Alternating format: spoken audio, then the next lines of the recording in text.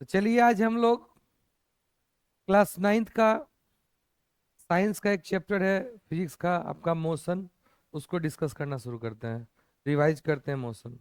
तो मोशन में सबसे पहले आपको ये जानना चाहिए मोशन कहते किसे हैं? किसे कहोगे मोशन और किसे कहोगे रेस्ट? एक्चुअली ये जो मोशन है और रेस्ट है ये एक रिलेटिव टर्म है। आप एक व्यक्ति किसी को मोशन में कह रहा है तो उसी को दूसरा व्यक्ति क्या कह सकता है? रेस्ट में भी कह सकता है। मतलब जब भी कोई मोशन के बारे में आपसे पूछे, कौन पूछ रहा है ये पता होना चाहिए आपको। समझे? मतलब मोशन के आंसर जो है वो person to person, frame to frame vary कर सकता है। समझ में? उसके मोशन की study person to person vary कर सकता है। कर सकता है, करेगा ये हम नहीं करें, कर सकता है। हो सकता है दोनों सेमी कंडीशन और स्टेट में हो तो कैसे वेरी करेगा। समझे? तो जब भी मोशन या रेस्ट के बारे में बात की जाए तो आप उनसे पूछो कि ये बात कर कौन रहा है। उन पे बहुत मैटर करता है वो बात करने वाला कौन है। समझे? तो आपको किसी बॉडी को मोशन में किस कब कहेंगे, कब कहेंगे कोई मोशन में है? जब जो व्यक्ति कह रहा है वह देखेगा क्या कि उस वस्तु का पोजीशन समय के साथ क्या करेगा, चेंज कर रहा है। ठीक है? A body is said to be in motion if there position change with time. ये कौन बोल रहा है? जो बोल रहा है उसके रिस्पेक्ट में। यस या नो? मतलब किसी बॉडी को मोशन में हम कब कहेंगे? जब उसका पोजीशन टाइम के साथ चेंज करे तो उसको हम क्या कहेंगे? वह मोशन में है। तभी तो वह एक पोजीशन से दूसरे पोजीशन में चला गया। देखो position, position it means location. मतलब उसका लोकेशन टाइम के साथ बदल रहा है, उसको हम क्या कहेंगे? मोशन। ये लोकेशन जो है वो व्यक्ति टू व्यक्ति वेरी करेगा। इसलिए जो लोकेशन की बात कर रहा है, यस या नो, वह लोकेशन डिसाइड करे, मतलब वही तो उसको उसके बारे में बात कर रहा है, तो वही उसका क्या कहलाएगा? फ्रेम। क्या कहलाएगा? फ्रेम। रेस्ट मतलब किसी बॉडी का लोकेशन या पोजीशन टाइम के साथ चेंज नहीं कर रहा है किसी फ्रेम के रिस्पेक्ट में, तो वह क्या कहलाएगा? रेस्ट। जैसे कि मान लो दो धावक है, रेस कर रहा है, दोनों सेम गति से चल रहा है। वह जब ए बी को देखेगा वह भी उतने ही दूरी में पाएगा, हमेशा उसके बीच दूरी क्या होगी? फिक्स दिखेगी। और बी भी देखेगा ए को तो उसकी भी दूरी क्या है? फिक्स है, क्योंकि दोनों सेम स्पीड से सेम दिशा में चल रहा है। ऐसे में वह दोनों एक दूसरे को क्या कहेगा? हमको, मेरे बीच में कोई डिस्टेंस का दूरी पोजीशन का चेंज हो ही नहीं रहा है, तो हम क्या कहलाएंगे? रेस्ट में। क्या कहलाएंगे बेटा? रेस्ट में। वही अगर दोनों की स्पीड अलग अलग है तो उसमें दूरियां या तो बढ़ेगी या तो क्या होगी? घटेगी। ऐसे में उसके बीच का पोजीशन चेंज होगा, तो दोनों धावक को लगेगा कि हमारे बीच का दूरी क्या कर रहा है? चेंज कर रहा है। इसलिए इसको लेगा वह मोशन में, उसको लेगा यह मोशन में। क्योंकि जो भी ऑब्जर्व करता है वह अपने आप को क्या मानता है? रेस्ट में। क्या मानता है? मतलब ये रेस्ट और मोशन जो भी कहेगा वो कहने वाले के रिस्पेक्ट में बात होगी, या वह कहेगा कि किसके रिस्पेक्ट में बात करनी है आपको। ठीक है बेटा? यहां तक में कोई दिक्कत? अगर कोई कुछ नहीं कह रहा है तो ये चीज ऑब्वियस है क्या, कि वह अर्थ के बारे में बात कर रहा है कि अर्थ के रिस्पेक्ट में क्या है। समझे? तो अगर एग्जामिनर ने कुछ नहीं बोला मतलब अर्थ पे बैठा व्यक्ति क्या देख रहा है, ऐसे आपको स्टडी करनी है। इज इट ओके बेटा? तो मोशन का डिफिनीशन फ्रेम डिपेंडेंट सिस्टम है कि देख कौन रहा है। समझे? जब आप मोशन में रहोगे तो आप क्या चेंज कर सकते हो? पोजीशन। सबसे पहले मोशन को स्टडी करने के लिए आपको पोजीशन के बारे में पता होना चाहिए। पोजीशन होता क्या है? किसी रिफरेंस के रिस्पेक्ट में उसका जो लोकेशन है वही उसका क्या कहलाएगा? पोजीशन। अगर हम वन डायमेंशनल सिस्टम में बात करें तो जैसे कि आपको पता होना चाहिए जीरो है, ये जीरो के रिस्पेक्ट में ये हमारा मान लो 1 यूनिट है, तो ये 1 उसका लोकेशन है, ये 2 उसका क्या लोकेशन है, ये -1 बताता है कि पीछे जाना है, प्लस बताता है कि आगे जाना है। तो ये भी एक प्रकार का क्या लोकेशन ऑफ नंबर है विथ रिस्पेक्ट टू क्या है, जीरो। समझे? अगर ये प्लेन में बात करते हो तो क्या करते हो आप लोग, कोऑर्डिनेट सिस्टम का यूज करते हो, यस या नो? जैसे आपने कोऑर्डिनेट ज्योमेट्री पढ़ रखा है, उसी प्रकार क्या है यहाँ पे भी है। अब देखो आपको जो मोशन पढ़ना है, वो एक्चुअली मोशन पढ़ना है, पहले तो ब्रीफली पढ़ना है स्ट्रेट लाइन में, लीनियर मोशन एक लाइन में, ठीक है? तो एक लाइन में तो आप लोग 1 डायमेंशन बात करेंगे, और जो भी ऑब्जर्वर है, जो ऑब्जर्व करेगा वह अपने पास ही क्या रखेगा, ओरिजिन को कहा क्या रखेगा बेटा, और उससे कैसे उसकी दूरियां चेंज हो रही है, ये आप लोग देखोगे, यस या नो बेटा? ओके। और अगर वह दूरियां बढ़ रही है या घट रही है, इसका मतलब वह क्या है, मोशन में, क्या है बेटा? और ना बढ़ रही है और ना घट रही है, इसका मतलब वह क्या है, रेस्ट में, क्या है बेटा? कभी बढ़ रही है कभी घट रही है, कभी बढ़ रही है कभी घट रही है, कभी कुछ नहीं हो रही है, ओवरऑल ये क्या है, मोशन। लेकिन अगर किसी पार्टिकुलर इंटरवल में बात करेंगे तो वह उस पार्टिकुलर इंटरवल की बात करेगा, ठीक है बेटा? उसमें क्या हो रहा है, ठीक है बेटा? समझे? उस पार्टिकुलर इंटरवल में क्या हो रहा है, ठीक है? अब देखो बेटा क्या है, ये मोशन की स्टडी करने के लिए अब हमें जब एक तरह से कह सकते हो कि ये आपका बिगिनिंग ऑफ फिजिक्स है। अब इस फिजिक्स को पढ़ने के लिए जिस तरह से अगर आप कभी अपनी पढ़ाई स्टार्ट किए थे, उस समय पता है आपको सबसे पहले 1 2 3 4 5 6 पढ़ाया गया होगा। अगर अल्फाबेट पढ़ोगे, ABCDEFGH पढ़ा गया, हिंदी स्टार्ट किए तो क ख ग घ। उसी तरह से अगर आप फिजिक्स पढ़ रहे हो, इस फिजिक्स को पढ़ने के लिए कुछ आधार और बेस, उनका भी अल्फाबेट्स होता है कि हम इसको कैसे पढ़ेंगे। अरे अंग्रेजी तो लिखा हुआ है तो आपको पढ़ने आता है, इसको थोड़ी पढ़ाएगा ये तो आपको अब आ रहा है पढ़ने के लिए। लेकिन इस फिजिक्स को पढ़ने के लिए भी कुछ उनके लॉगरिथम है, जिसको हम लोग कहते हैं फिजिकल क्वांटिटी। क्या कहते हैं? Physical quantity. इसी फिजिकल क्वांटिटीज के हेल्प से हम फिजिकल सिस्टम को मेजर करेंगे, मापेंगे, उसको अंडरस्टैंड करेंगे कि होता क्या है, यस या नो बेटा? तो इसी फिजिकल क्वांटिटीज के हेल्प से हम फिजिक्स को स्टडी करेंगे, आया ना? अब इस फिजिकल क्वांटिटी को हम लोग ब्रॉडली क्या किए, 2 पार्ट में डिवाइड किए। इस कौन कौन से? स्केलर और वेक्टर।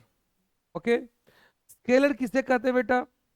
तो वैसा फिजिकल क्वांटिटी, मतलब वो पहले फिजिकल क्वांटिटी होनी चाहिए जिसमें सिर्फ और सिर्फ क्या हो, दिशा हो, डायरेक्शन हो, उसको हम क्या कहते हैं, स्केलर। सॉरी, ओ सॉरी, मतलब वैसा फिजिकल क्वांटिटी जिसके पास सिर्फ और सिर्फ क्या हो, मैग्नीट्यूड हो, उसको हम क्या कहेंगे, स्केलर। और वैसा फिजिकल क्वांटिटी जिसके पास मैग्नीट्यूड के साथ साथ क्या हो, डायरेक्शन हो, उसे क्या कहेंगे, वेक्टर। आगे चलकर यह पाया कि कुछ ऐसे भी फिजिकल क्वांटिटी है जिसके पास मैग्नीट्यूड है, डायरेक्शन है, फिर भी वह वेक्टर नहीं है। क्यों? क्योंकि जो वेक्टर का एल्गोरिथम होता है, उसका जो मैथमेटिक्स हमने डेवलप किया, उसको वो फुलफिल कर पा रहा नहीं है। समझ में आया? तो ऐसा भी हो सकता है, जिसका एक एग्जांपल आपको मैं बता दूं, करंट। क्या है बेटा? करंट में दिशा है, मैग्नीट्यूड है, फिर भी उनके मैथमेटिक्स अगर देखेंगे तो उनके जो एडिशन करने के तरीके आपको दिखेंगे जस्ट स्केलर के जैसे, इसलिए उनमें डायरेक्शन हो के भी वह क्या है, स्केलर। ये थोड़ा सा आगे 11th में जाओगे तो आप देखोगे, तो एक नया इंट्रोड्यूस हुआ वेक्टर को इंट्रोड्यूस करने का, कि वेक्टर क्वांटिटी वैसा होता है जिसके पास मैग्नीट्यूड हो, डायरेक्शन हो, उसके साथ साथ वो triangle law of vector addition को क्या करे, फुलफिल करे। ये तो चलो हम आगे देखेंगे। इसके बाद क्या हुआ बेटा, अब जब हम फिजिकल क्वांटिटी इंट्रोड्यूस किए, तो कुछ कहते हैं, जैसे देखो, अगर कह सकते हो कि हिंदू धर्म में सृजन कहते हैं तो कहते हैं ब्रह्मा विष्णु महेश। जिस तरह से ब्रह्मा विष्णु महेश हैं, कहते हैं कि यही आगे चल के सृष्टि को कंटिन्यू किए, जैसा आप लोग मानते हो। उसी तरह से अगर आप यहाँ पे कहोगे तो इनके भी ब्रह्मा विष्णु महेश है। जिसको आप लोग कहोगे फंडामेंटल क्वांटिटी। क्या कहेंगे? Fundamental quantity. और यहाँ पे 7 लोग हैं, सब तरीसी लोग हैं भाई, एक नहीं है, 7।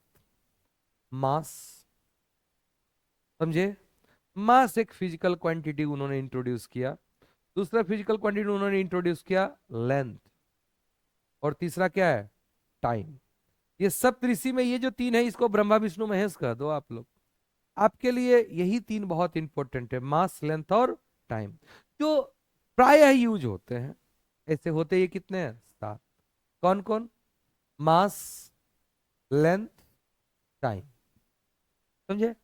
बताओ, क्या मास को हम लेंथ से मेजर कर सकते हैं? नहीं। क्या लेंथ को मास से मेजर कर सकते हैं? नहीं। टाइम से मेजर कर सकते हैं? नहीं। ये तीनों अलग अलग है, इंडिपेंडेंट है। चौथा होता है क्या चीज? टेम्परेचर। नाम सुने हो ना, टेम्परेचर। पांचवा है अमाउंट ऑफ सब्सटेंस। जैसे कि केमिस्ट्री में आप लोग अमाउंट मेजर करते हो तो सर केजी में करते हैं? नहीं, नंबर है, मोल। जैसे दर्जन होता है वैसे ही क्या होता है? मोल होता है। तो एक अमाउंट ऑफ सब्सटेंस जिसको आप लोग मेजर किस में करते हो? जैसे मास को किस में मेजर करते हैं? प्रायः केजी में। लेंथ को किस में करते हैं? मीटर में। टाइम को किस में करते हैं? सेकेंड में। टेम्परेचर को किस में मेजर करते हैं? केल्विन में। यस या नो? अब उसके बाद आपके पास अभी जस्ट हमने क्या था, अमाउंट ऑफ सब्सटेंस, जिसको अमाउंट ऑफ सब्सटेंस को किस में मेजर करते हैं? मोल में। इस तरह से ये अमाउंट ऑफ सब्सटेंस हुआ। 1 2 3 4 5। अभी भी है। एक है बेटा करेंट। क्या है? करेंट। करंट को मेजर करते हैं लोग किससे? एम्पियर में। ओके, कितना हुआ? 1 2 3 4 5 6। एक और बचा है, जिसको बोलते हैं ल्यूमिनस इंटेंसिटी, जिसको मेजर करते हैं हम लोग कैंडेला में। Yes you know? इस तरह ये 7 फंडामेंटल क्वांटिटीज होते हैं, जिसमें ग्रेजुअली और प्रायः प्रायः कौन यूज होने वाला है? मास, लेंथ और टाइम। मास, लेंथ और टाइम।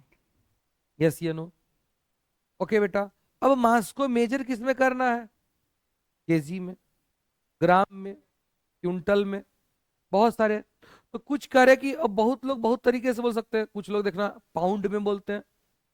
समझ में आया? तो अब ऐसा प्रॉब्लम हुआ कि अब मास को ठीक है मेजर किए, तो कोई बोला इतना कीजी, कोई बोला इतना ग्राम, कोई बोला इतना क्विंटल, कोई बोला इतना मन, कोई बोला इतना पसेड़ी, कोई बोला इतना पाउंड। तो क्या हुआ कि अगर मान लो आप फ्रीक्वेंट हो केजी में, और कोई आपको पसेड़ी में बोल रहा है, तो आपको कन्वर्ट करना पड़ेगा। कोई बोल रहा है पाउंड में, तो आपको करना पड़ेगा। तो पढ़ना है फिजिक्स, अब दिमाग लगा रहा है कन्वर्जन में, तो इसके आपके फिजिक्स के फ्लो में थोड़ा सा एक बाधा आएगा। तो कहा ऐसा नहीं, हम लोग एक डिफाइंड सिस्टम में पढ़ेंगे। इसलिए एक स्टैंडर्ड इंटरनेशनल सिस्टम बना, जिसको हम कहते हैं एसआई सिस्टम। और उसमें कहा गया कि देखो, मास को तुम मेजर करो तो किस में करो? केजी में। लेंथ को किस में मेजर करो? मीटर में। टाइम को किस में मेजर करो? सेकेंड में। ओके बेटा, तो इस तरह से क्या हुआ, एक बना एसआई सिस्टम। अब एक और सिस्टम है, एक छोटा यूनिट, जिसको हम लोग बोलेंगे सीजीएस सिस्टम, जिसमें वही मास को कैसे मेजर करेंगे? ग्राम में। लेंथ को कैसे मेजर करेंगे? सेंटीमीटर में। और समय को कैसे मेजर करेंगे? सेकेंड में। ओके बेटा, अब देखो, ये वो फंडामेंटल, ये 7 जो है ये क्या है? फंडामेंटल। अब इनके कॉम्बिनेशन से नए नए हम लोग फिजिकल क्वांटिटीज को इंट्रोड्यूस किए। जैसे कि आपको इसी क्लास में देखना होगा, आप मोशन जब पढ़ोगे तो डिस्टेंस है, तो डिस्टेंस एक प्रकार का लेंथ है। तो लेंथ से काम चल गया, लेकिन क्या लेंथ से ही सब काम हो जाएगा? ये दूरियां से ही काम चल जाएगी? इसको आगे चल के को हिंदी में बोलते हो दूरी। ये कैसे चल रहा है? एक नया क्वांटिटी आया, स्पीड। क्या आया बेटा? जब स्पीड आया तो डिस्टेंस अपॉन टाइम है, डिस्टेंस अपॉन टाइम। और ये डिस्टेंस आपको पहले से पता है लेंथ है, और टाइम आपको पता है सेकेंड है। ये लेंथ अपॉन टाइम एक नया फिजिकल सिस्टम डिफाइंड किया बेटा, जिसको हम लोगों ने क्या बोला? स्पीड। इस तरह से ऐसे क्वांटिटी को हम बोलते हैं डेराइव्ड क्वांटिटी। तो दो क्वांटिटी है, एक फंडामेंटल और दूसरा क्या है? डेराइव्ड। यस या नो? अब इस फंडामेंटल के कॉम्बिनेशन से नए नए फिजिकल क्वांटिटीज को इंट्रोड्यूस किया जाएगा, जिसको हम क्या कहेंगे, डेराइव्ड क्वांटिटी। यस या नो? इन्हीं में से कोई वेक्टर होंगे तो कोई क्या होंगे, स्केलर होंगे। यस या नो बेटा? अब आपको पढ़ना है, जब हमने मोशन को पढ़ना शुरू किया बेटा, तो मोशन को पढ़ने के लिए तो पहले देखे कि ये पोजीशन टाइम के साथ चेंज करना चाहिए, तो उसको हम क्या कहेंगे, मोशन। और अगर टाइम के साथ पोजीशन चेंज नहीं कर रहा है तो उसको हम क्या कहेंगे, रेस्ट। अब ये पोजीशन टाइम के साथ कैसे चेंज कर रहा है, किस रेट से कर रहा है, जब इस रेट की बात आए कि वह पोजीशन किस दर से, रेट से चेंज कर रहा है, तो उसके लिए एक नई क्वांटिटीज का इजाद हुआ, जिसको हम क्या बोलते हैं, स्पीड। क्या बोलते हैं बेटा, स्पीड। क्या हुआ, स्पीड। अब उसमें किस दिशा में वह चेंज कर रहा है, उसमें दिशा भी चाहिए, तो उसी के लिए एक नया और क्वांटिटी स्पीड के सिनोनिमसली हमने डिफाइन किया, जिसको क्या बोलते हैं, वेलोसिटी। मतलब वही किस रेट से वह चेंज कर रहा है पोजीशन को, आया ना? दिशा के साथ अगर बात करते हो तो उसे वेक्टर कहेंगे, विदाउट दिशा बात करते हो तो क्या कहेंगे, बोलो, स्पीड कहेंगे। क्या कहेंगे? तो देखो बेटा, जो स्पीड है उसी का वेक्टर फॉर्म है, वो क्या कहेंगे, वेलोसिटी। क्या स्पीड और वेलोसिटी दोनों सेम फिजिकल क्वांटिटी को रिप्रेजेंट करता है? क्या बोलोगे, नो। एक वेक्टर है और दूसरा क्या, स्केलर। भले दोनों लेंथ अपॉन टाइम है, स्पीड भी लेंथ अपॉन टाइम है और वेलोसिटी भी क्या है, लेंथ अपॉन टाइम, लेकिन एक स्केलर है तो दूसरा क्या है, वेक्टर। क्या ये दोनों सेम चीज है? नहीं। यस या नो? तो फिजिकल क्वांटिटीज के दो बच्चे, कौन कौन, आगे और बच्चे होंगे इसके, अभी आप बच्चे हो इसलिए इतने ही जानो। एक को आपने स्केलर कहा, दूसरे को क्या कहा बेटा, वेक्टर। स्पीड स्केलर है तो वेलोसिटी क्या है, वेक्टर है। यस या नो बेटा? एक में आपको दिशा की बात भी करनी होगी कि किस दिशा में चेंज कर रहा है, ठीक है? इस तरह से हमने पहले तो देखा डिस्टेंस। अब देखो, यही अगर वेक्टर फॉर्म में बात करते हैं तो हमने बोला डिस्टेंस, और वही सॉरी, स्केलर फॉर्म में क्या बोले बेटा, डिस्टेंस, और यही वेक्टर फॉर्म में क्या हो गया, डिस्प्लेसमेंट। क्या हो गया, यस या नो? अब ये अगर डिस्टेंस का चेंज टाइम के साथ देखना है तो उसको हमने बोल दिया स्पीड। यही अगर डिस्प्लेसमेंट का चेंज देखना है टाइम के साथ, उसको हमने क्या बोल दिया, वेलोसिटी। देखो बेटा, वेक्टर और स्केलर के सिंबल में क्या अंतर है, देखो। अगर ए एक स्केलर है तो ऐसे लिखो, और वही अगर वेक्टर है तो उसके ऊपर क्या करो, ऐसे एरो दे दो, ये क्या बन गया, वेक्टर। आपको ये भी यूज करना और ना नहीं है, लेकिन जस्ट थोड़ा सा एडवांस पढ़ा दिए। अब देखो क्या रहा है, क्वेश्चन करते हैं। एन ऑब्जेक्ट, क्या लिखा है, एन ऑब्जेक्ट हैज, क्या लिखा है, move through a distance, can it have zero displacement? क्या कोई वस्तु चला और फिर भी उसका डिस्प्लेसमेंट जीरो हो गया? Of course. एक कहीं से ऐसे चलिए और वहीं आ गए तो दूरियां तो तय की, थके तो, लेकिन आपका डिस्प्लेसमेंट क्या होगा, जीरो। तो डिस्टेंस किसे कहते हैं, the actual path, the actual path length of the body, sorry, the actual path length cover by the body is called distance. और जो जहां से चले और जहां पहुंचे उनके बीच जो शॉर्टेस्ट पाथ होगा उसे हम क्या कहेंगे, डिस्प्लेसमेंट। मतलब जहां से चले अगर वहीं आ गए तो उनके शॉर्टेस्ट पाथ क्या होंगे, जीरो, उसे क्या कहेंगे, डिस्प्लेसमेंट। किसी भी दो पॉइंट अगर हम ए से कहां गए, बी पे गए, जो उसका शॉर्टेस्ट पाथ है वही उसका क्या कहलाएगा, डिस्प्लेसमेंट। लेकिन डिस्टेंस, जो एक्चुअल पाथ आपका कवर हुआ वह क्या कहलाएगा, डिस्टेंस। समझे? तो पॉइंट ए से पॉइंट बी के अनगिनत रास्ते होंगे, उसके अनगिनत डिस्टेंस हो सकते हैं, लेकिन डिस्प्लेसमेंट तो एक ही होगा, बिकॉज एक ही स्ट्रेट लाइन पाथ है ना बेटा। और ए से बी में अनगिनत आप पाथ जनरेट कर सकते हो, तो अनगिनत डिस्टेंस तो हो सकते हैं, लेकिन डिस्प्लेसमेंट तो क्या होगा, एक ही होगा। आया ना? अब कहेगा क्या, देखो तुम्हारे हो सकते हैं बुक में यही लिखा हो, डिस्टेंस बड़ा होता है या डिस्प्लेसमेंट? तो बड़ा की बात जब कर रहे हो, एक्चुअली में इसमें सेंसिबली बात करें कि अगर दो अलग अलग फिजिकल क्वांटिटीज है तो उसमें कंपैरिजन की बात कर ही नहीं सकते हो। जैसे अगर कोई बोले 2 kg बड़ा या 2 मीटर बड़ा, ये कहना एक बिल्कुल भी क्या है, गलत बात है, हम बता ही नहीं पाएंगे। तो हम जब भी कंपैरिजन करते हैं तो सेम फिजिकल क्वांटिटी में करते हैं। किस में करते हैं बेटा? सेम फिजिकल क्वांटिटी में करते हैं। तो क्या वेक्टर और स्केलर दोनों अलग अलग फिजिकल क्वांटिटी हैं? तो क्या डिस्टेंस और डिस्प्लेसमेंट अलग अलग फिजिकल क्वांटिटी है? तो क्या ये कभी कंपेयर हो सकते हैं? नहीं हो सकते हैं। तो कोई पूछे डिस्टेंस बड़ा या डिस्प्लेसमेंट बड़ा, ये कहना बिल्कुल क्या है, गलत है। लेकिन फिर भी तुम्हारे लेवल में ये बात की जाती है, तो एक्चुअली में वह उसके मैग्नीट्यूड के बारे में कंसर्न है।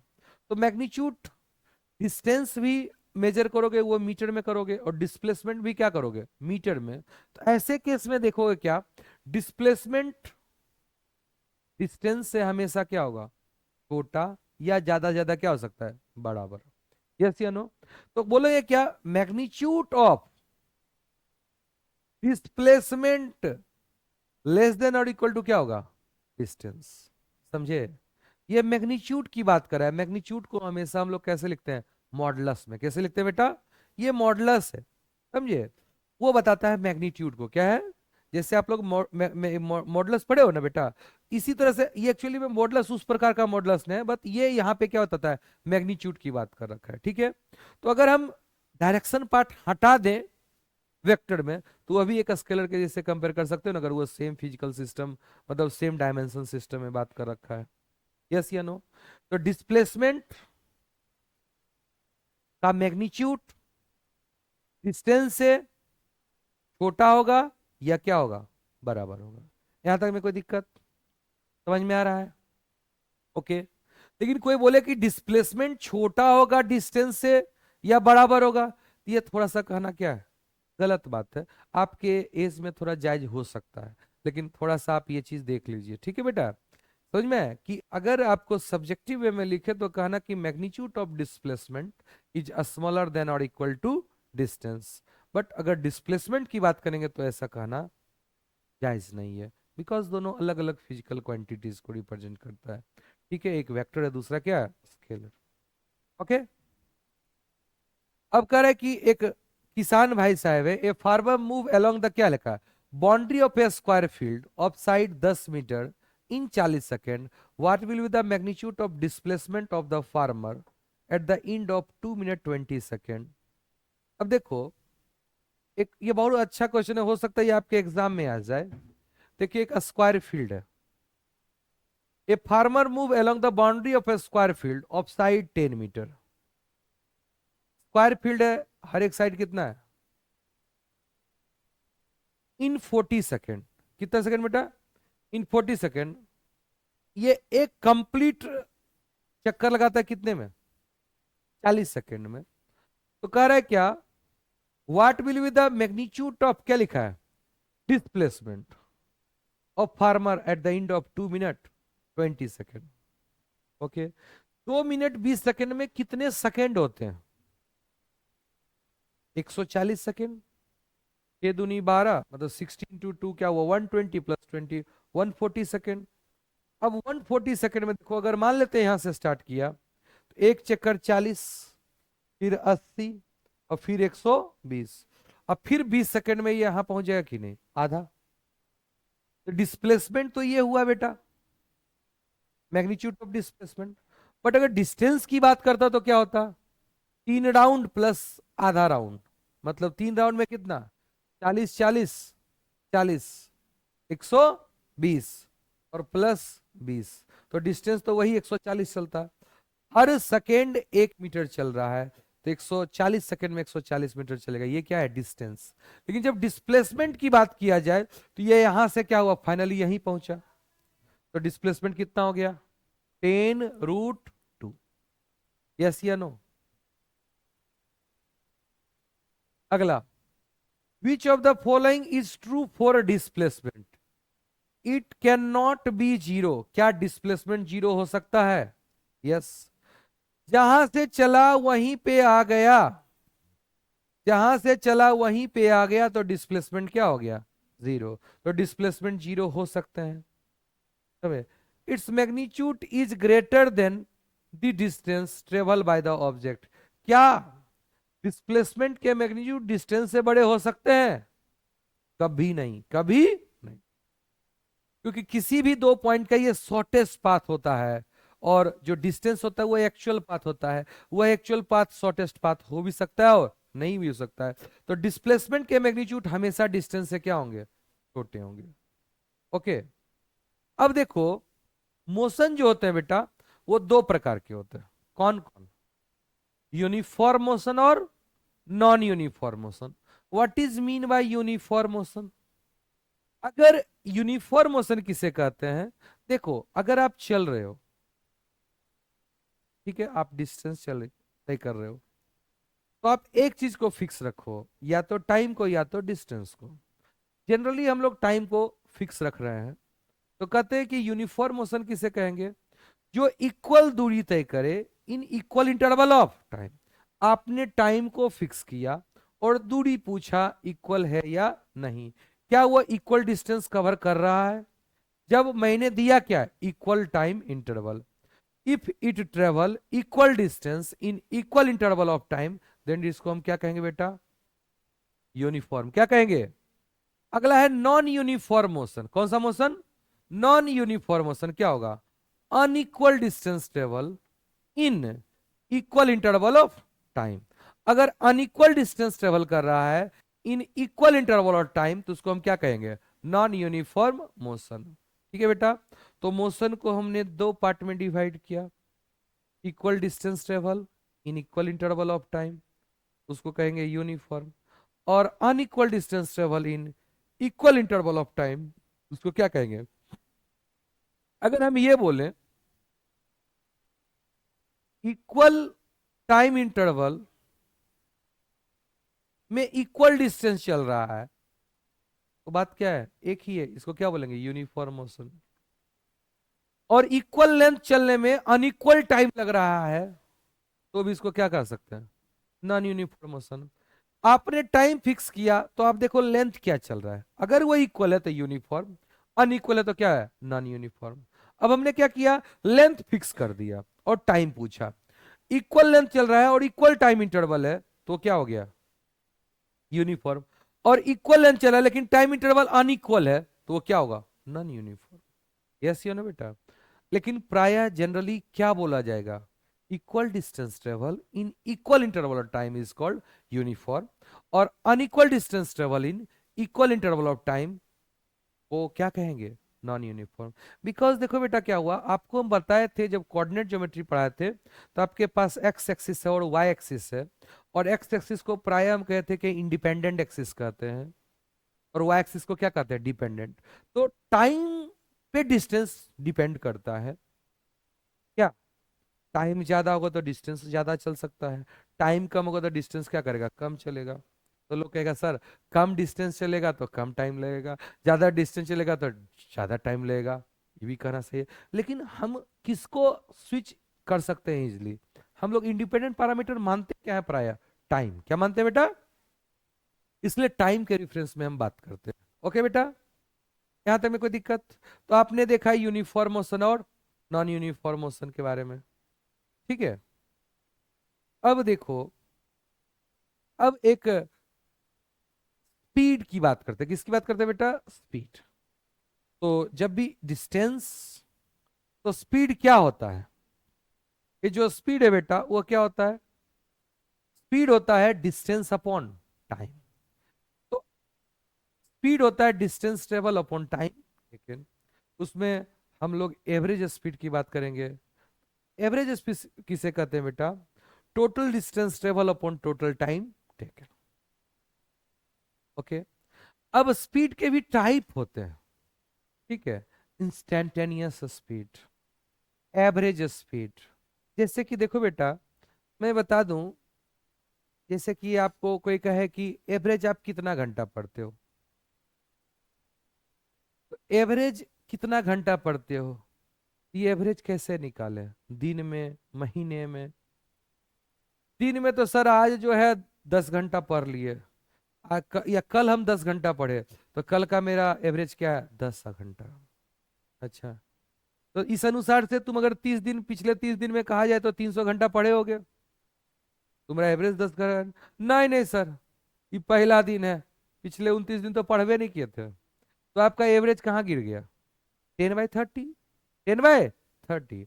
इसी तरह से क्या है बेटा, इंस्टेंट, और अगर वो इंटरवल बड़ा हो गया तो एवरेज है, वही अगर टाइम इंटरवल बहुत छोटा होगा तो उसको हम क्या कहेंगे? इंस्टेंटेनियस।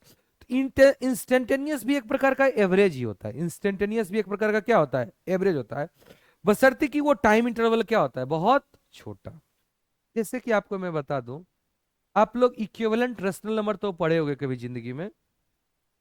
अब देखो, 1/2 लिखा है, 1 भी एक फाइनाइट नंबर है, 2 भी एक फाइनाइट है। अगर हम इस 1 को छोटा कर दे और इसको ले 0.00000001, 1 2 3 4 5 6 7 8, ये क्या होगा? पॉइंट 1 2 3 4 5 6 7 8, सॉरी ये क्या हो गया? 2। अभी आपका न्यूमरेटर भी छोटा, डिनोमिनेटर भी क्या है? छोटा। ये छोटा अपॉन छोटा भी तो छोटा हो सकता है, वही क्या है, अभी भी ये 1/2 ही लिखा है, बशर्ते ये बहुत क्या है? छोटा, और ये बहुत क्या है? छोटा। इस तरह से देखो बेटा, डिस्टेंस अपॉन टाइम, अगर ये टाइम बहुत कम दोगे तो आपका डिस्टेंस भी बहुत क्या होगा? कम। और ये कम अपॉन कम एक एक फाइनाइट नंबर दे सकता है। यस या नो? समझ में आया बेटा? तो इस तरह से क्या हुआ, जब आपका टाइम इंटरवल बहुत छोटा होगा, उस टाइम इंटरवल में जो डिस्टेंस चले, उस डिस्टेंस अपॉन टाइम के रेशियो को हम लोग बोलते हैं इंस्टैन्टेनियस स्पीड। यस या नो? अगर वही टाइम इंटरवल बड़ा हो जाए तो डिस्टेंस भी बड़ा होगा, उनके रेशियो को हम बोलते हैं एवरेज स्पीड। यस या नो? और वही इंस्टेंटेनियस स्पीड मतलब क्या? वो पार्टिकुलर इंस्टेंट ऑफ टाइम का स्पीड, वो पार्टिकुलर इंस्टेंट भी क्या है? एक एवरेज है। क्या है बेटा? बट वो इंटरवल ऑफ टाइम क्या है? बहुत स्मॉल है। तो आपको दो प्रकार के स्पीड पढ़ने हैं बेटा, एक एवरेज स्पीड, दूसरा क्या होता है? Instantaneous speed. क्या देखिए बेटा, एवरेज स्पीड में टाइम इंटरवल अच्छा खासा होता है, और इंस्टेंटेनियस स्पीड में वो टाइम इंटरवल बहुत क्या होता है? कम होता है। जैसे तुम्हें कोई पूछा जाए, लेट से अभी हम लखीसराय से पटना जा रहे हैं, लखीसराय से कहाँ जा रहे हैं? पटना। और मैंने विद्यापीठ चौक से स्टार्ट किया जर्नी, और मैंने यह जर्नी पटना का, लेट से विद्यापीठ से पटना की दूरी जो है 120 किलोमीटर है। कितनी है? 120 किलोमीटर है। और उसको मैंने 3 घंटे में अचीव किया। कितने घंटे में? 3 घंटे में अचीव किया। तो आपने 120 किलोमीटर की दूरी 3 घंटे में अचीव किया, तो आपका जो एवरेज स्पीड होगा वो 120/3 होगा, जिसको आप बोलोगे 40 किलोमीटर पर आवर। लेकिन हो सकता है कहीं गाड़ी स्लो करना हो। क्या हर जगह आपका स्पीड 40 किलोमीटर पर आवर है? कहीं आपका 60 भी होगा, कहीं 70 होगा, कहीं आप चाय पीने के लिए उतर गए होगे। यस या नो? कहीं अगर नदी के नजारे देखने के लिए पुल पे गाड़ी रोक लिए होगे। इसी में आपको कोई पूछे कि आपकी स्पीड क्या थी जब आप बड़हिया थाना क्रॉस कर रहे थे, तब। ये पार्टिकुलर इंस्टेंट की बात किया है बेटा। आपको बड़हिया थाना क्रॉस करने में कुछ समय लगा होगा, और बड़हिया थाना का एक कुछ रेंज ऑफ दूरी होगा, यह ना, वह दूरी लखीसराय से पटना की दूरी के कंपेरिजन में बहुत कम होगा। और उस समय वो एक पार्टिकुलर इंस्टेंट की बात कर रहा है, तो वो इसे स्पीड को क्या कहेंगे हम लोग? Instantaneous speed. यस या नो बेटा? तो इस तरह से आपने देखा क्या कि एवरेज स्पीड और इंस्टेंटेनियस स्पीड में थोड़ा सा अंतर है। जब एवरेज स्पीड की बात कर रहा है तो वो एक अच्छा खासा टाइम इंटरवल, जबकि इंस्टेंटेनियस स्पीड भी एक प्रकार का एवरेज स्पीड ही है, बट उसमें इंटरवल ऑफ टाइम बहुत क्या है? छोटा है। जबकि आपका इंस्टेंटेनियस स्पीड में, एवरेज स्पीड में, वही टाइम इंटरवल को क्या करता है? बड़ा करके कहता है ये दो अलग अलग चीज है। यस ये ना बेटा? हाँ या ना? ये बात सच है कि अगर आप को 3 घंटा लगा पटना जाने में, तो आपका average speed 40 kilometre per our है। लेकिन अगर किसी पार्टिकुलर इंस्टेंट की बात की जाए, उस समय आपकी स्पीड 60 भी हो सकती है, 70 भी हो सकती है, 80 भी हो सकती है, किसी पार्टिकुलर टाइम की बात हो सकता है वहां पे 0 भी हो जाए। तो जैसे कि आपका बाइक का स्पीडोमीटर होता है, तो जो स्पीडोमीटर स्पीड मेजर करता है वो समहाउ एक प्रकार का क्या है, इंस्टेंटेनियस स्पीड है। वही देखो, अगर तुम स्लेटर डालते हो तो एग्जैक्ट एक पार्टिकुलर जगह रुकता नहीं है, वो घूमते रहता है। उसको जब एक मेंटेन करते हो तो वो एक जगह रुक जाता है, क्योंकि जानते हो उसको कुछ टाइम चाहिए। यस या नो? इंस्टेंटेनियस स्पीड भी एक प्रकार का एवरेज स्पीड है, बट वो टाइम इंटरवल बहुत क्या होना चाहिए, छोटा। यस या नो? उसमें वो दूरी भी क्या होता है, छोटा। छोटा अपॉन छोटा कुछ भी हो सकता है, फाइनाइट भी, इनफाइनाइट भी, कुछ भी हो सकता है। समझ में आया? ओके बेटा, चले। अब करें, an object travel 16 metre in 4 second and then another 16 metre in 2 second. अब देखो यहाँ पे 16 मीटर चलने में उसको 4 सेकेंड लगा, अगला 16 मीटर चलने में उसको 2 सेकेंड लगा। What is the average speed of object? अच्छा, पहले ये कैसा मोशन है, यूनिफॉर्म या नॉन यूनिफॉर्म? नॉन यूनिफॉर्म, क्योंकि यहां 16 मीटर चलने में 4 सेकंड, यहां 16 मीटर चलने में कितना हुआ, 2 सेकंड। ये कैसा मोशन है, नॉन यूनिफॉर्म मोशन। ये तो आपको समझ में आ गया। अब इसका एवरेज स्पीड क्या होगा, तो एवरेज स्पीड किसे कहते हैं, total distance travel upon total time taken. तो आपने पहले 16 चला, फिर 16 चला, 16 16 कितना चला, 32, और टाइम कितना लगा, 4 + 2 कितना, 6। तो 32 बटे क्या हो गया, 6। यस या नो? यही क्या है, मीटर पर सेकेंड। ये आपकी क्या है, एवरेज स्पीड क्या है। नेक्स्ट क्वेश्चन देखिए, इस तरह से किए। अब देखो, अब इस तरह से एवरेज स्पीड किसे कहते हैं, एवरेज स्पीड, समझ में आया? अब देखो, एवरेज स्पीड होता है बेटा total distance travel upon total time taken, को हम लोग कहते हैं एवरेज स्पीड। यस या नो? अब देखो, अब देखो स्पीड तो आप समझ में आ गया आपको। ये कुछ बोला v+u/2, ये आपका एवरेज स्पीड है, एवरेज वेलोसिटी है। ये कब है, हमेशा नहीं, ठीक है। एवरेज वेलोसिटी तो total distance travel upon total time taken होता है। लेकिन अगर किसी वस्तु का स्पीड ग्रेजुअली चेंज करा, कैसे चेंज करा बेटा, ग्रेजुअली।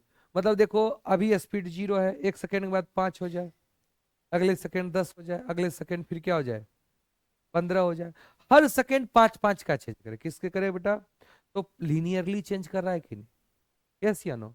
मतलब हर सेकेंड में इक्वल वेलोसिटी चेंज कर रहा है। समझ में आया? और देखो बेटा, डिस्टेंस को चेंज करने के लिए कौन रिस्पॉन्सिबल है, स्पीड। कौन है बेटा, अगर किसी वस्तु में स्पीड होगा तभी उसका क्या चेंज करेगा, डिस्टेंस। यस या नो?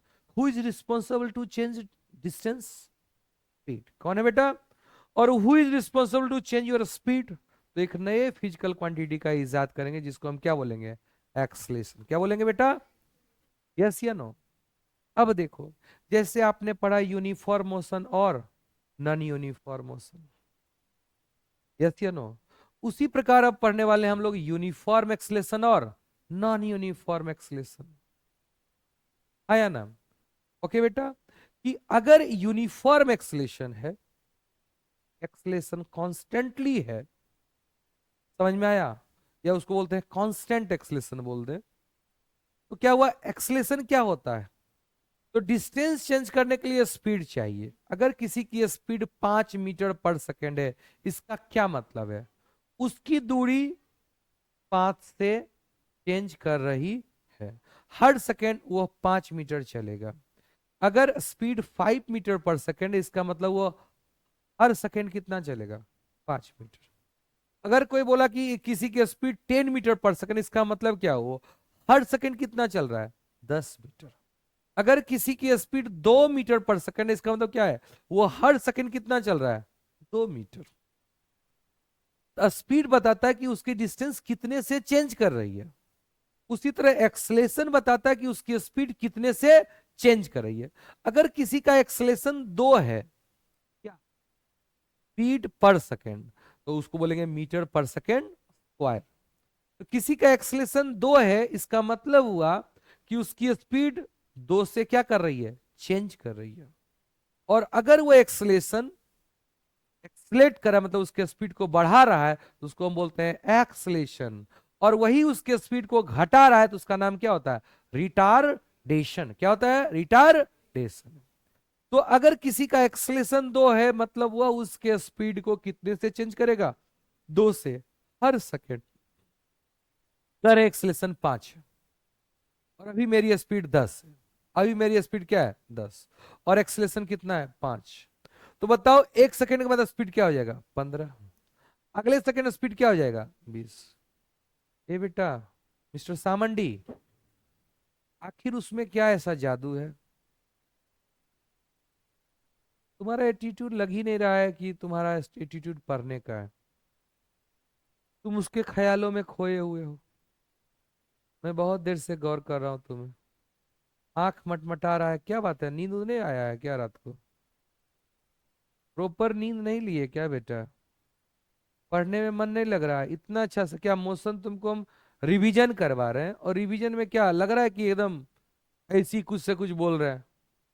वो तो हो सकता है कहीं डिस्कनेक्ट हो जाए तो अलग बात है, लेकिन आपके हर एक टर्म को हम रिवाइज करवा रहे हैं। ये विजन नहीं करवा रहे कि आपको एकदम प्रॉपरली, वैसे तो 1 महीना पढ़ाते हैं मोशन, आपको हम रिवीजन करवा रहे हैं बेटा। टर्म का पता है, सिर्फ उसको हम इंट्रोड्यूस कर रहे हैं आपको। और आप फिर आंख ऐसे से बार बार, क्या कोई दिक्कत है क्या, बीमार है कोई, बार बार आंख पलक रहा है आपको, कोई दिक्कत है क्या? है, चैन खो गया है, कुछ तो हो गया है, क्या नींद नहीं आता है रात को? वो सोए नहीं थे कि आता ही नहीं रात को नींद तुमको? क्या बात है, कुछ है क्या? बोलो, बोलो तो पापा को बोल दें। नहीं नहीं, ऐसा कुछ है रे, कहता है नींद ही नहीं आता है रात को, तो दिन को सोया करो। अब तो शाम हो गई बेटा, अगर दिन को भी सोओगे तो शाम तक तो नींद टूट ही जाएगा, और स्कूल तो आपको जाना नहीं है।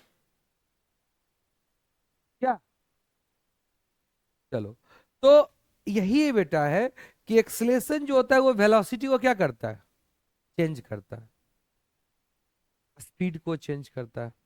तो अगर एक्सलेशन 5 है, इसका मतलब उसका हर सेकेंड 5 से स्पीड क्या कर रहा है, चेंज कर रहा है।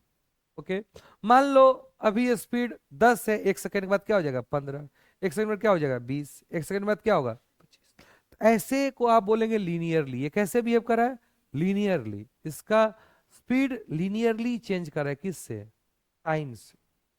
ऐसे केस में अगर आप बोल लो तो देखो बेटा, अगर आप कहें एवरेज वेलोसिटी की, तो total distance travel in upon total time taken, yes या नो? और वही आपको देखो, यहां ऐसे केस में आपका एवरेज स्पीड होगा initial velocity, average velocity initial velocity plus final velocity divide by 2, v plus u by 2। हमेशा ये नहीं होता है, ठीक है बेटा? अब देखो, जैसे कि distinguish between speed and velocity, speed और वेलोसिटी को डिस्टिंग्विश करो। बताओ, स्पीड क्या होता है, स्केलर, और वेलोसिटी क्या है, वेक्टर। उसी में जब दिशा की बात कर दिए तो वो क्या हो गया, वेलोसिटी, और दिशा के बिना बात किए तो क्या हो गया? तो डिस्प्लेसमेंट अपॉन टाइम होता है वेलोसिटी, और डिस्टेंस अपॉन टाइम क्या होता है, speed. Under what condition is the magnitude of average velocity of an object equal to the average speed? किस कंडीशन में एवरेज वेलोसिटी एवरेज स्पीड के बराबर होगा? कब होगा बेटा? पहले तो इसका मतलब देखो, एवरेज के लिए नीचे तो टाइम ही होगा। एक में बोल रहा है एवरेज स्पीड, और एक में बोल रहा है एवरेज वेलोसिटी। एक में होगा डिस्टेंस, दूसरे में क्या होगा, डिस्प्लेसमेंट। आया ना?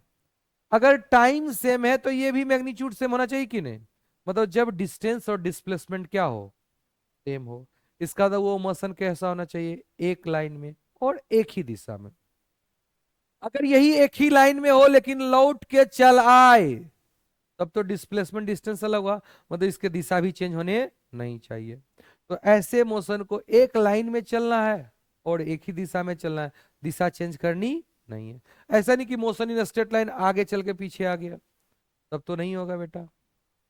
अगला क्वेश्चन क्या है, व्हाट डज, क्या लिखा है, ओडोमीटर ऑफ ऑटोमोबाइल क्या करता है, odometer of an automobile measure, क्या मेजर करता है, डिस्टेंस। क्या करता है, ये हमारा डिस्टेंस मेजर करता है। एक होता है स्पीडोमीटर, वो क्या मेजर करता है, स्पीड। और ये क्या मेजर करता है, डिस्टेंस। अब करें कि what does the path of an object look like when it is in uniform motion. अगर कोई यूनिफॉर्म मोशन में है तो उसका पाथ कैसा होगा, समझ में आया।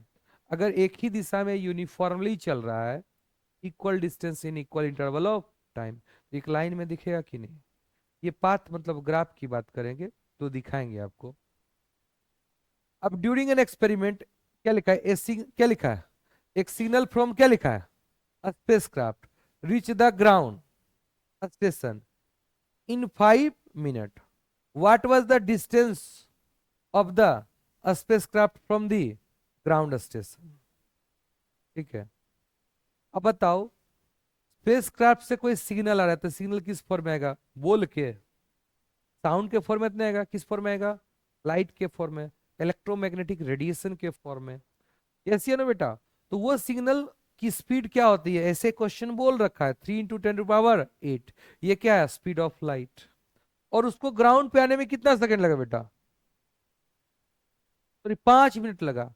मतलब वो कितनी दूरी पे है आप बता सकते हो, 5 मिनट में कितना सेकंड हो गया बेटा, 60 × 5 इंटू इतना, बहुत बड़ा नंबर होगा कि नहीं होगा बेटा। चलो,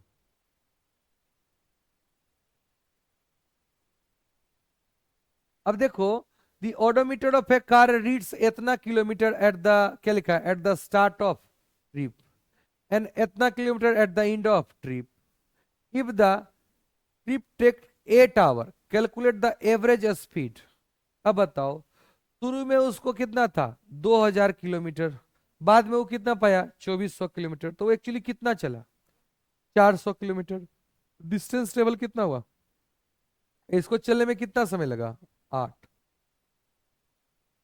ये 50 किलोमीटर क्या हुआ बराबर, ये इसका क्या है, एवरेज स्पीड। कोई दिक्कत है। अब अगला क्वेश्चन है बेटा, क्या,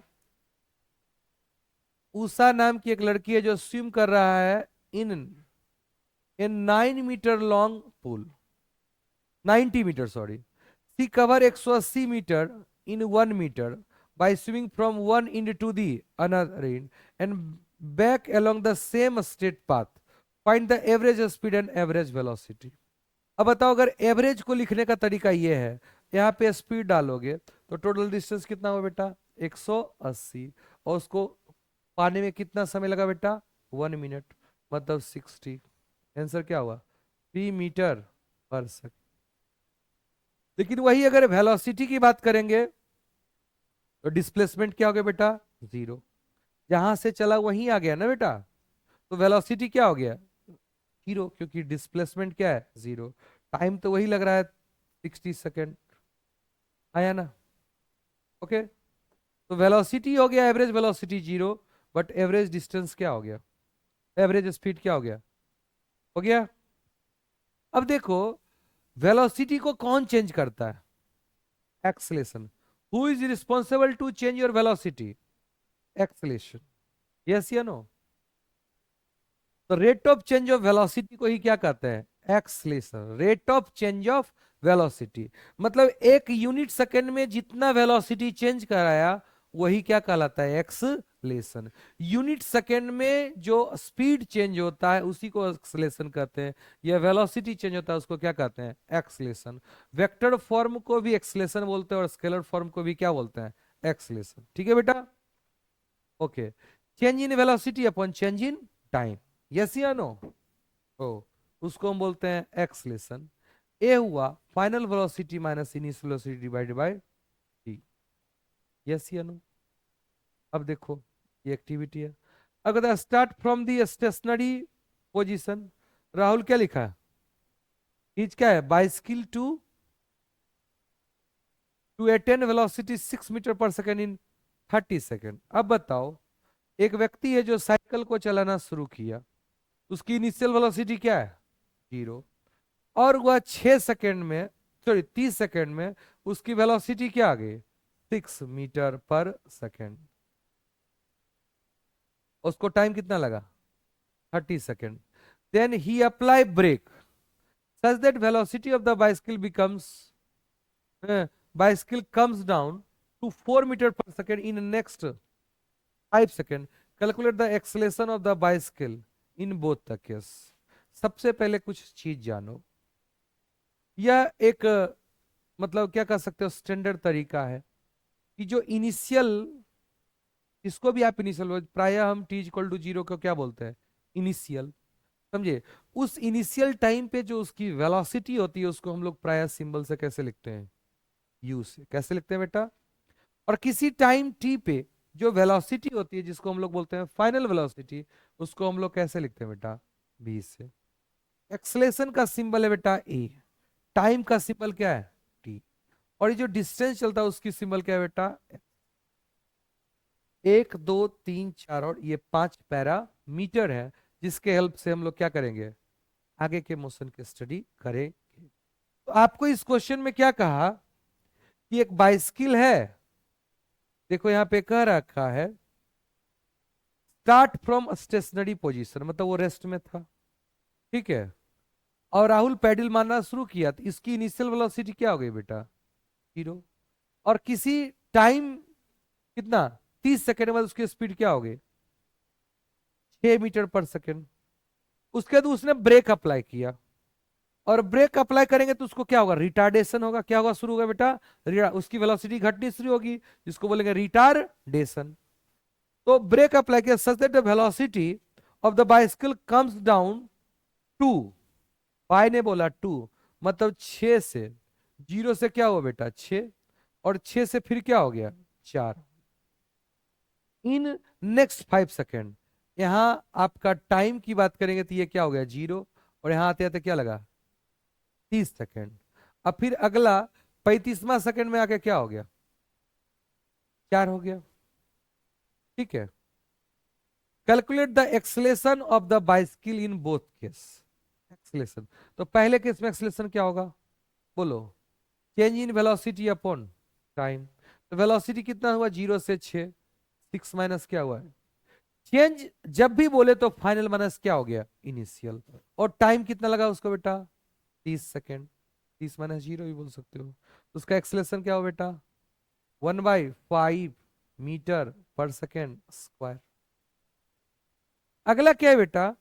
अब उसकी वेलोसिटी जो है वह 6 से 4 हो गई, तो फाइनल वेलोसिटी क्या हो गया? 4। इनिशियल क्या है बेटा? 6। और समय उसको कितना लगा? 35 सेकेंड में 30 सेकेंड को क्या करो? घटा दो। 5 सेकेंड का तो इंटरवल है। ये क्या हुआ बेटा? 2/5 माइनस में। ये माइनस बताता है रिटार्डेशन को। क्या बताता है? आंसर क्या होगा? Metre per second square. Calculate the acceleration by both case. ठीक है बेटा, आ गया? ओके। अब कह रहा है कि when will you say a body is in uniform acceleration? कब कहेंगे कि वह यूनिफॉर्म एक्सलेशन में है? तो हम भैया यूनिफॉर्म एक्सलेशन में तब कहेंगे एक्सलेशन है वह हमेशा इक्वल वेलोसिटी चेंज करेगा इन इक्वल इंटरवल ऑफ टाइम। समझे? वेलोसिटी चेंज हो रहा है लेकिन इक्वल हो रहा है इन इक्वल इंटरवल ऑफ टाइम। इसको हम लोग बोलते हैं यूनिफॉर्म एक्सलेशन। अच्छा, मोशन में इसको क्या बोलेंगे? Non uniform motion. यस या नो? मोशन के रिस्पेक्ट में तो ये नॉन यूनिफॉर्म है क्योंकि एक्सलेशन है। जब भी एक्सलेशन होगा तो वो मोशन नॉन यूनिफॉर्म होगा, क्योंकि उसकी स्पीड चेंज करेगी तो उसका डिस्टेंस हर टाइम इंटरवल में क्या करेगा? चेंज करेगा। अब बोल रहे यूनिफॉर्म एक्सलेशन, मतलब एक्सलेशन यूनिफॉर्म है, फिक्स्ड है, तो वो इक्वल स्पीड चेंज करेगा इन इक्वल इंटरवल ऑफ,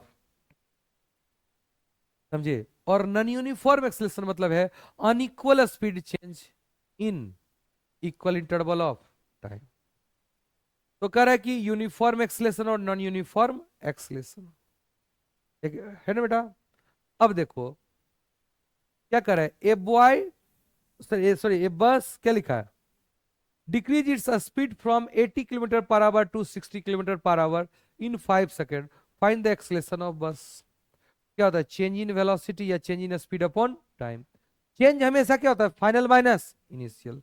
तो 60 minus 80 kilometre per hour upon क्या होगा 5। क्या चीज, सेकेंड मत भूलना, समझे। तो ये क्या हुआ, या तो सेकेंड को आवर में बदल दो, या आवर को सेकेंड में बदलो और किलोमीटर को मीटर में बदलो, जो करना है कर लो। ये वैल्यू क्या होगा, निगेटिव, इसलिए वो क्या होगा -20/5। अब इस 5 सेकेंड को आवर में बदलने के लिए क्या करोगे, 3600 से डिवाइड करोगे, करोगे ना बेटा। ये 3600 से डिवाइड होगा तो यहाँ पे 3600 से क्या होगा मल्टीप्लाई, ये हुआ किलोमीटर आवर स्क्वायर। यस या ना बेटा, कर लो, ठीक है, वो तो आपका काम है। अब करे क्या, a train start from a railway station, देखो वो स्टार्ट कर रहा है, इसका मतलब उसकी इनिशियल वेलोसिटी क्या हो गई 0, and move with uniform acceleration, attend A speed, uniform acceleration मतलब एक्सलेशन क्या है कांस्टेंट, और वो स्पीड कितना अचीव कर लिया 40 किलोमीटर पर आवर इन 10 minute, find its acceleration. Acceleration क्या होता है, change in speed upon time. तो बताओ फाइनल स्पीड कितना है 40 kilometre per our minus 0, time कितना लगा 10/60, आया ना। इस तरह से हुआ कितना 240 किलोमीटर पर आवर,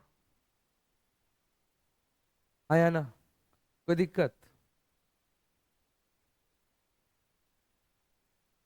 अब देखो इस तरह से क्या हुआ, अभी हम मैग्नीट्यूडली बात किए हैं, अब ये ग्राफिकल रिलेशन की बात किया है। अब ये ग्राफिकल रिप्रेजेंटेशन से पहले हम जो पढ़ाए उसको एक बार आपको हम बता दें। अभी तक जो पढ़े, सबसे पहले आप पढ़े रेस्ट क्या होता है और मोशन क्या होता है। किसी बॉडी को रेस्ट में कहेंगे जब उसका जो भी बोल रहा है उसके रिस्पेक्ट में उसका पोजीशन टाइम के साथ चेंज ना करे। मोशन में कब कहेंगे, जब उसके रिस्पेक्ट में उसका पोजीशन टाइम के साथ चेंज करे। ये बात सच है। अब ये मोशन को स्टडी करने के लिए कुछ फंडामेंटल सिस्टम को कुछ जो है हम लोग फिजिकल क्वांटिटीज को इंट्रोड्यूस किए। सबसे पहले अच्छा स्केलर फॉर्म में हम लोग डिस्टेंस किए, तो वेक्टर फॉर्म में डिस्प्लेसमेंट किए, स्केलर फॉर्म में स्पीड किए, तो वेक्टर फॉर्म में वेलोसिटी किए, एक्सलेशन दोनों में एक्सलेशन ही बोले, ठीक है बेटा। ओके बेटा, अब स्पीड क्या होता है, डिस्टेंस क्या होता है, पहले ये तो समझो। डिस्टेंस था the actual path covered by the particle is called distance. जब भी आप एक प्लेस से दूसरे प्लेस पे गए तो जो एक्चुअली पाथ कवर करके जो आप दूरी तय किए उसको हम क्या कहते हैं डिस्टेंस, क्या कहते हैं। और जो शॉर्टेस्ट पाथ है उसको हम क्या कहते हैं डिस्प्लेसमेंट, क्या कहते हैं बेटा। तो जो एक्चुअल पाथ है उसको डिस्टेंस बोलेंगे और जो शॉर्टेस्ट पाथ है उसको क्या बोलेंगे डिस्प्लेसमेंट, समझे। अब उसके बाद ये डिस्टेंस चेंज करने के लिए जो रिस्पॉन्सिबल है वो क्या है स्पीड, और डिस्प्लेसमेंट,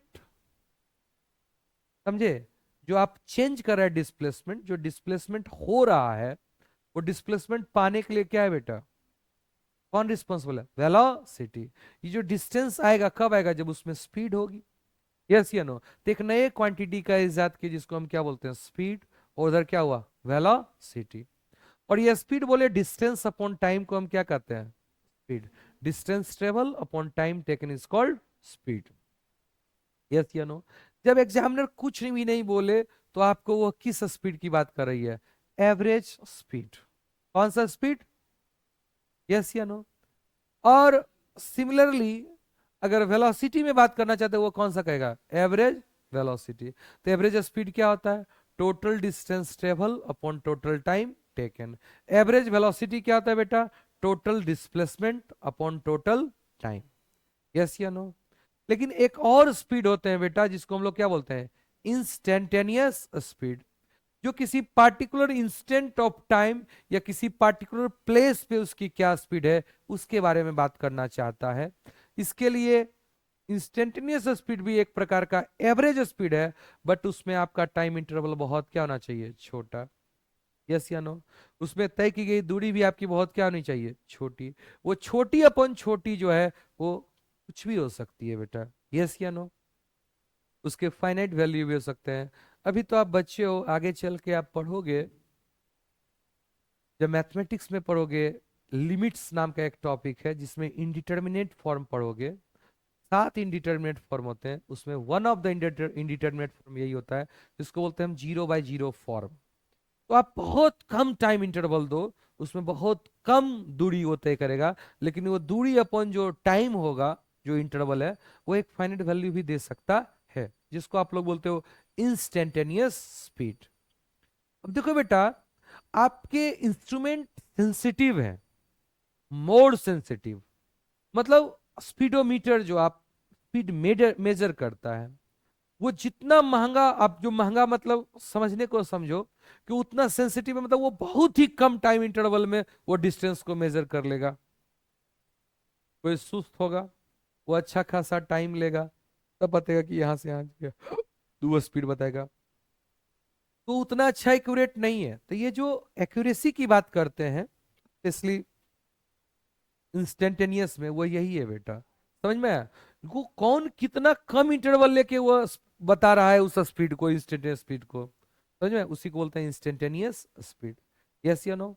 उसी प्रकार वेलोसिटी में है बेटा, एवरेज वेलोसिटी, इंस्टेंटेनियस वेलोसिटी, ठीक है। वहां पे डिस्प्लेसमेंट अपॉन क्या है, टाइम। और वही अगर टाइम इंटरवल बहुत छोटा हो, उसमें जो डिस्प्लेसमेंट कवर किया है, वो डिस्प्लेसमेंट अपॉन टाइम को हम क्या कहते हैं, इंस्टेंटेनियस वेलोसिटी, यस या नो। और अगर आपका मोशन यूनिफॉर्म एक्सलेटेड मोशन है, तो ऐसे केस में हम लोग एवरेज वेलोसिटी के लिए बोल सकते हैं final velocity plus initial velocity divide by 2, is it okay बेटा, v final plus v initial divided by 2, okay, ये वह लग सकता है, ओके बेटा। ऐसे एवरेज वेलोसिटी क्या होता है बेटा, total distance travel upon total time taken, is it okay बेटा।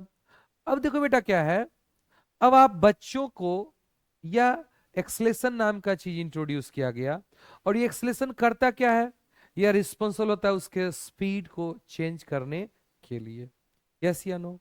अगर हम बोल रहे हैं स्पीड 5 है, इसका मतलब क्या है, वो हर सेकेंड 5 की दूरी तय करता है। अगर उसको 1 सेकेंड दोगे तो 5 की दूरी तय करेगा, 2 सेकेंड दोगे तो 10 की दूरी तय करेगा, मतलब वो दूरिया में कितने का चेंज लाएगा, 5 का हर सेकेंड। उसी प्रकार जो ये स्पीड को चेंज करने के लिए रिस्पॉन्सिबल होता है उसको क्या बोलते हैं, एक्सलेशन। अगर हम बोले एक्सलेशन 2 है, इसका मतलब क्या है, वह हमेशा उसके स्पीड में क्या करेगा, हर सेकेंड 2 का क्या लाएगा, चेंज, समझे। Who is responsible to change your speed, acceleration, how much, जो देगा।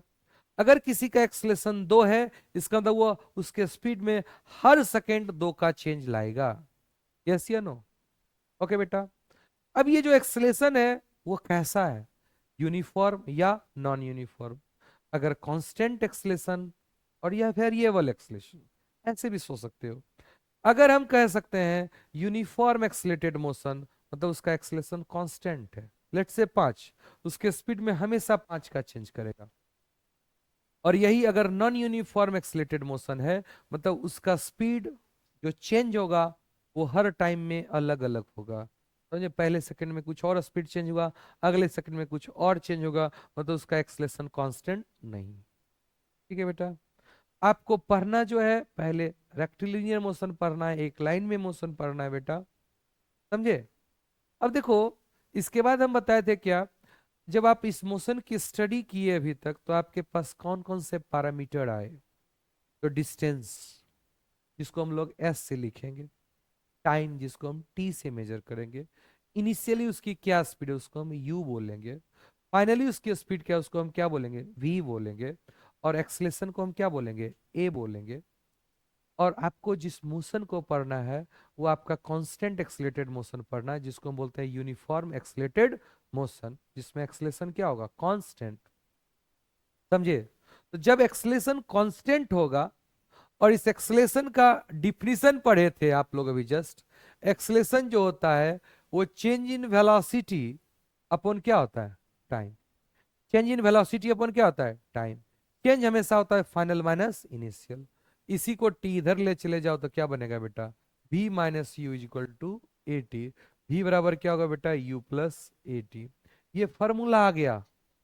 ये फॉर्मूला लेकिन कब आया, जब ये एक्सलेशन क्या है, कांस्टेंट। समझे? अदरवाइज तो ये एवरेज एक्सलेशन आ गया। ये फॉर्मूला कब लगता है बेटा, जब एक्सलेशन क्या होता है, कांस्टेंट। यस या नो? जब एक्सलेशन कांस्टेंट होगा तो आपका फॉर्मूला क्या होगा, v is equal to u plus a t. और आगे इसी के हेल्प से हम आगे और बहुत सारे फॉर्मूले को इंट्रोड्यूस करेंगे। और फिर हम आपको इसका पिक्टोरियल रिप्रेजेंटेशन भी दिखाएंगे, जिसको हम कहते हैं ग्राफिकल रिप्रेजेंटेशन। ठीक है बेटा, आज के लिए इतना ही। धन्यवाद।